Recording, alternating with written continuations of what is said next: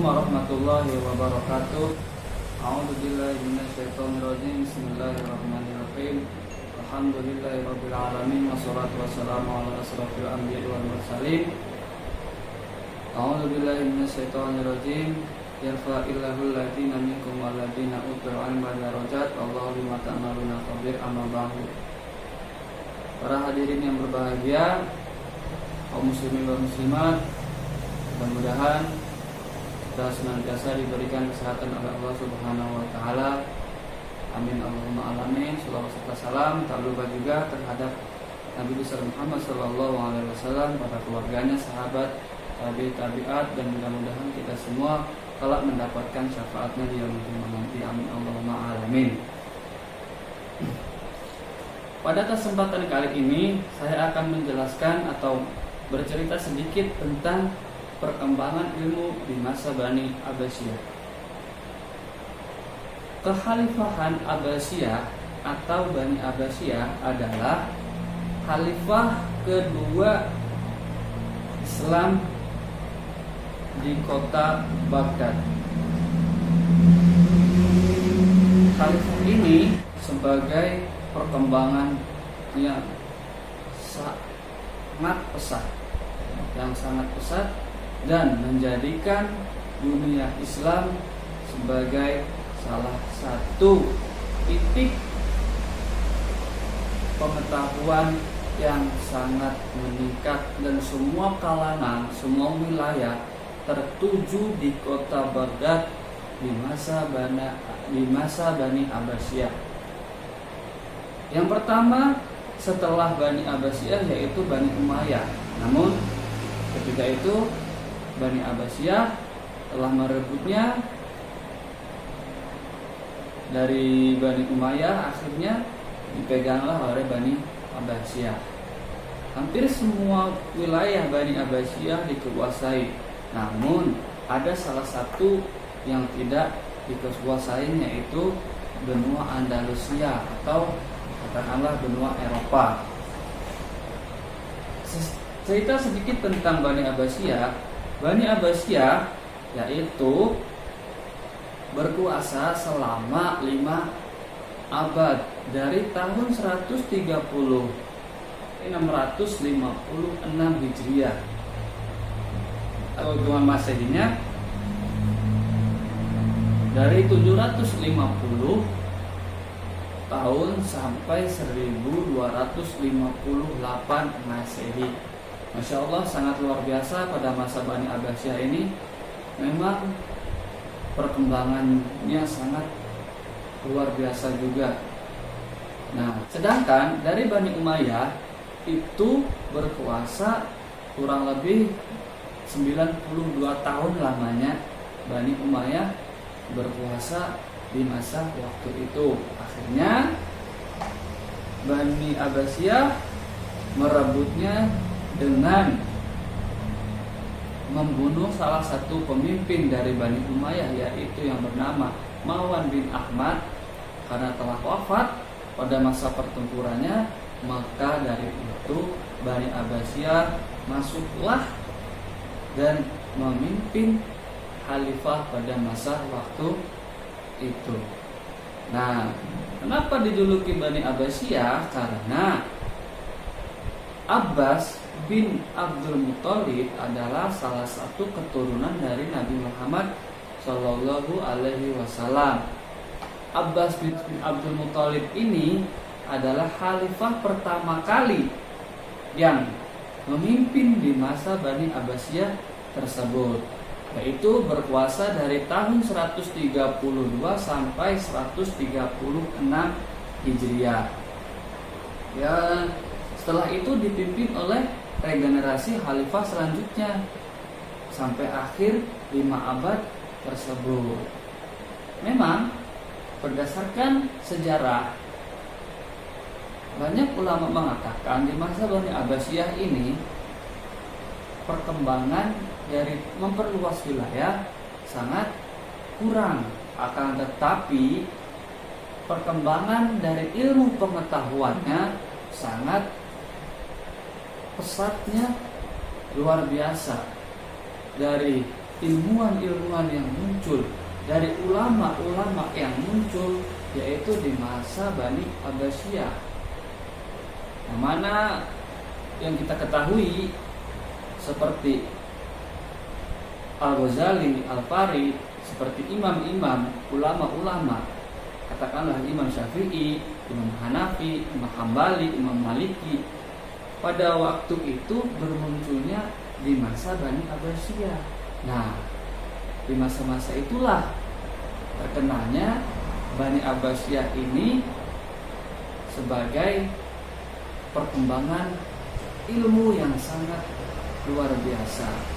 Apalagi di kota Baghdad ini sebagai salah satu titik kota yang dijuluki ibu negara, yang mana berdasarkan dari ekonomi, politik, sosial, keuangan, sejarah maupun orang yang berdatangan di kota Baghdad ini semua dibuka, semua boleh masuk di kota Baghdad, baik yang muslim maupun non muslim.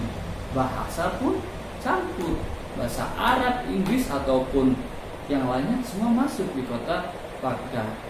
Katakanlah contoh di Indonesia, kita tahu Jakarta ini adalah kota yang metropolitan atau dijuluki kota tempat cari uang. Nah, di Jakarta ini dibuka oleh berbagai macam kalangan, baik dari Papua, Maluku, Sulawesi, Sumatera, Kalimantan. Nah, kota Baghdad waktu itu ya seperti itu, semua kalangan boleh masuk, baik muslim maupun non muslim. Akhirnya kota Baghdad ini adalah sumber mata pencarian juga, sumber pengetahuan juga, sumber perkembangan juga. Masya Allah, waktu Bani Abbasiyah memang perkembangan yang sangat luar biasa. Bermunculnya ulama-ulama yang sampai sekarang kita ketahui seperti Imam Bukhari Muslim dan imam-imam lainnya, yaitu bermuncul pada masa Bani Abbasiyah. Nah, khalifah di masa Bani Abbasiyah memang salah satu dari beberapa, memang sumbernya itu dari ulama-ulama. Maka dari itu pada waktu itu benar-benar para pemerintahnya yaitu menjunjung tinggi para ulama atau para ilmuwan, penemu pengetahuan baru. Sebagaimana yang kita ketahui, barang siapa yang bisa menjunjung ilmu atau menjunjung ulama, derajat kita pun akan naik. Ataupun orang yang menjunjung ilmu dan bisa mengamalkan ilmu, dan derajatnya akan naik, dinaikkan oleh Allah Subhanahu wa ta'ala. Bagaimana firman Allah ayat 11 surat Al-Mujadalah. Bismillahirrahmanirrahim. Ya ayyuhalladzina amanu idza qila lakum tafassahu fil majalisi fafsahu yafsahillahu lakum wa idza qila shuzu fanshuzu yarfa'illahu alladzina minkum walladzina utul ilma darajat wallahu bima ta'maluna khabir. Yang artinya seperti ini: wahai orang-orang yang beriman, apabila dikatakan kepadamu berilah kelapangan di dalam majelis-majelis, maka lapangkanlah, niscaya Allah akan memberi kelapangan untukmu.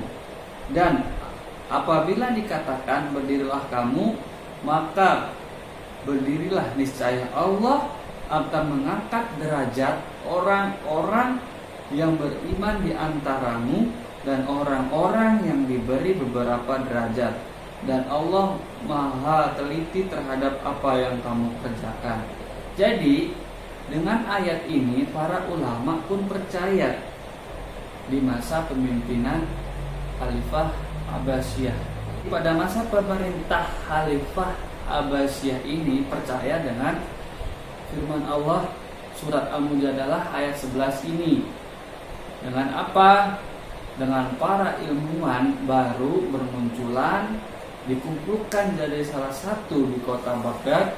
Lalu kota Baghdad ini mendirikan salah satu majelis, yaitu yang bernama Baitul Hikmah.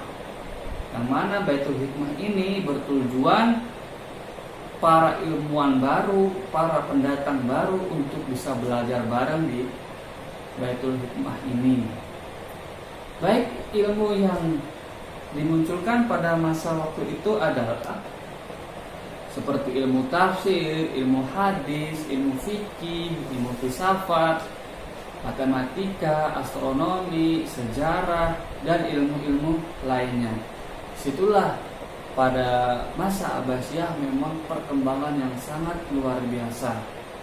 Dari itu perlu kita ketahui juga bahwasanya sejarah Bani Abbasiyah memang terkenal perkembangan ilmunya, tidak dengan memperluas wilayahnya, tapi dengan perkembangan ilmu itu, maka orang-orang di luar pun berdatangan di kota Baghdad di masa Bani Abbasiyah itu. Karena apa? Di situ terbentuklah salah satu tempat, yaitu Baitul Hikmah, karena salah satu titik tempat untuk orang yang mencari ilmu, baik ilmu muslim maupun non-muslim, dan mempraktekannya dengan syariat-syariat Islam. Maka dari itu masa pemerintahnya juga membolehkan mendirikan salah satu Baitul Hikmah. Mudah-mudahan dengan cerita singkat ini bermanfaat untuk kita semua. Apabila ada kekurangan atau kesalahan tutur kata, mohon maaf yang sebesar-besarnya. Saya hanya manusia. Apabila salah itu dari saya pribadi, apabila itu benar itu adalah anugerah dari Allah Subhanahu wa taala. Cukup sekian, wabillahi taufiq wal hidayah. Wassalamualaikum warahmatullahi wabarakatuh.